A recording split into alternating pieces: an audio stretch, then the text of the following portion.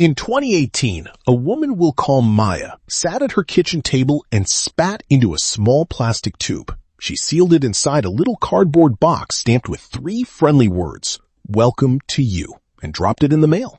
For about $100, she was finally going to learn where her family really came from. It felt like magic. What Maya didn't know was that she just shipped away the single most valuable thing she owned. Not her wallet, not her phone, her DNA, the complete, unrepeatable code that makes her, her. And 7 years later, that little tube of spit would end up somewhere she could never have pictured. In a courtroom, fought over by lawyers, drug companies, and more than 24 American states. This is the story of how a $6 billion company promised to tell 15 million people who they were, and then put all of their DNA up for sale. To understand the fall, you have to see how high it flew. In 2006, a biologist named Anne Wojcicki started a company with a genuinely thrilling idea. Take the most complicated thing in the known universe, your genome, and make it as easy to read as a website. You spit in a tube, you mail it in, and a few weeks later, a friendly dashboard tells you you're 31% Irish, that you've probably got wet earwax, and that somewhere out there is a third cousin named Greg. They called it 23andMe, after the 23 pairs of chromosomes tucked inside every one of your cells.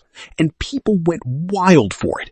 Spit parties at Fashion Week, a Super Bowl ad, invention of the year.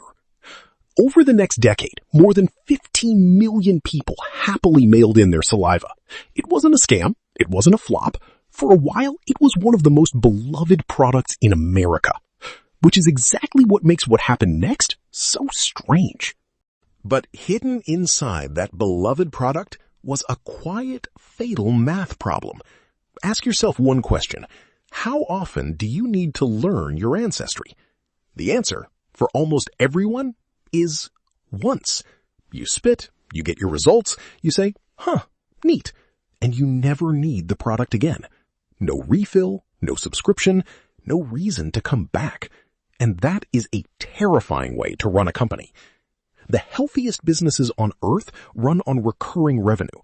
Netflix charges you every month. Your gym bills you whether you show up or not. Software renews on autopilot. The money keeps coming back around like a tide. But 23andMe was the opposite. A one-time sale wearing a tech company's clothes. Every single quarter, just to stand still, they had to find brand new strangers willing to spit in a tube. For a while, they did. And then they started running out. The pool of curious first-timers dried up. Kit sales flattened, then fell. A company valued like it would grow forever had quietly hit the ceiling of who's even left to sell to. But here's the twist. The people running 23andMe knew the kits were never really the point. So if a one-time kit could never justify a multi-billion-dollar company, what was the real bet? Follow the money and it leads somewhere most customers never thought about. The kits were never the prize. You were. Or more precisely, the thing floating in your spit. Because while 15 million people thought they were buying a product, 23andMe was quietly building one. A genetic database, one of the largest on the planet. 15 million complete human genomes, labeled and searchable. And that is worth a fortune to exactly one industry. Drug discovery. The most profitable business in the world. The plan was elegant. Use everyone's DNA to find the genetic patterns behind disease, then design medicines around them. In 2018, the pharma giant GSK paid handsomely just for access to that data. So here's the flim that powered a $6 billion dream. The customers weren't the buyers. The customers were the inventory. There was just one problem. Turning DNA into an actual approved drug takes 10 years and billions of dollars, and the clock was already running out. Breaking news tonight. Genetic testing giant 23andMe confirms a data breach affecting nearly 7 million users as its stock slides to record lows. And then the cracks appeared. In 2023, the unthinkable happened for a company whose entire promise was trust us with your most personal information. hackers got in. Using stolen passwords, they quietly reached into the profiles of nearly 7 million people. Names, photos, ancestry, even lists of living relatives. For a DNA company, a breach isn't an inconvenience. It's a broken promise sitting at the very center of the business. The lawsuits came. So did a $30 million settlement. And meanwhile, the elegant plan just wasn't paying off. No blockbuster drug arrived. Kit sales kept shrinking. The losses kept stacking up.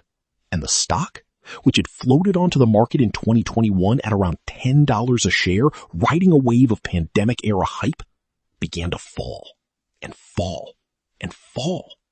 From that $6 billion peak, the company's value collapsed by more than 98%.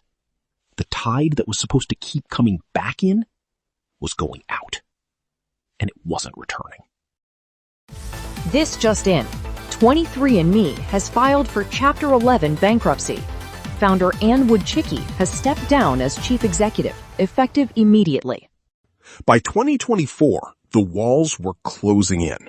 In September, almost the entire board of directors did something extraordinary. They all resigned at once in a single blunt letter. Picture the people who know a company best looking at its future and choosing together to walk out the door. Rescue attempts, taking it private, finding a buyer, went nowhere. And then, in March 2025, it was over. 23andMe filed for bankruptcy. Ann Wojcicki resigned as chief executive the very same day. Pause on this for a second.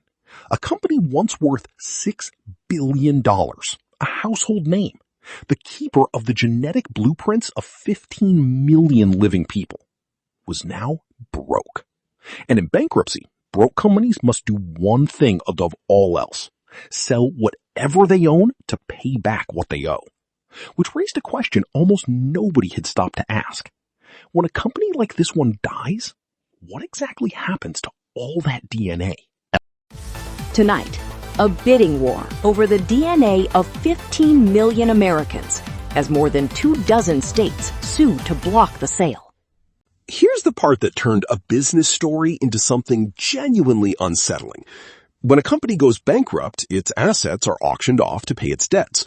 The office chairs, the patents, the brand name. But 23andMe's single most valuable asset wasn't furniture. It was the database. 15 million people's DNA. Which meant that your genetic code, Maya's spit, your family's, was now legally an asset for sale to the highest bidder. And the bidders came. A pharmaceutical company called Regeneron won the first auction with a bid of $256 million. The reaction was immediate. The Attorney General of California publicly urged people to delete their data before it could change hands. And then more than 24 states did something remarkable. They sued to stop the sale, arguing that your genome is not a couch. It's not a logo. It is not ordinary property to be sold off just because a company ran out of money. There was a hearing in Congress, and then the final twist. The founder who just resigned, Ann Wojcicki, came roaring back through a nonprofit and bought the whole thing back for $305 million. And the detail that should stop you cold, around 80% of those 15 million customers had already agreed to let their DNA be used for research. Which brings us all the way back to Maya and that little tube of spit she mailed in for fun back in 2018. Here's the eerie part. Her DNA outlived the company itself. The business went bankrupt, the name nearly vanished, the founder left and came back, but the data just kept existing, glowing quietly in a server, passing from one owner to the next. And that's the real lesson hiding inside this whole story, the one that reaches far past a single spit kit company. In the modern economy, when something feels free or cheap or magical, you are very often not the customer. You're the inventory. The thing of real value isn't the product you're handed, it's the data you hand over.